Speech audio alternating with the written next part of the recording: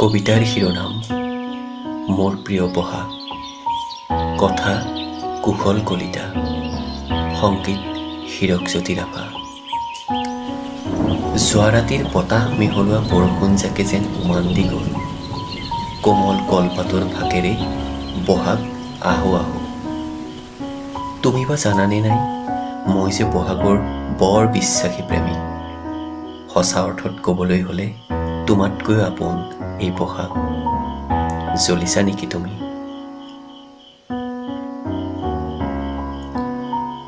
কাণেৰে বগৰাই দিয়া তোমাৰ চুলিতাৰিৰে যেনেকৈ হাজাৰ জনক বলিয়া কৰা, বহাগো মোক বলিয়া কৰে। লাগ বুলিলেই কপৌ ৰজনীগন্ধাৰ সুবাস বিলায়, কুলিৰ মনোমোহা মাত শুনায়। মোৰ বহাগৰ বাবেই তুমি আজি শুৱনি নাচনি, মোৰ বহাগৰ বাবেই তোমাৰ ওঠ ৰঙা জুলীয়া হাঁহি।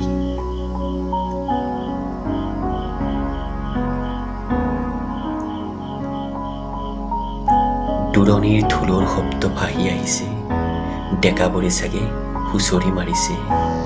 তোমাৰ কঁকালৰ ভাজত কিমানৰ যে বুকু কঁপিছে নীলাঞ্জনা, কিমানৰ জীয়াই থকাৰ হাবিয়াস পাৰিছে, তুমি পাৰিবানে ক'ব? হেৰা বহাগ এনেকুৱাই, কৃষ্ণচূড়াৰ কোমল পাতেৰে নামি আহি তোমাৰ নুপুৰত শেষ উশাতি লয়।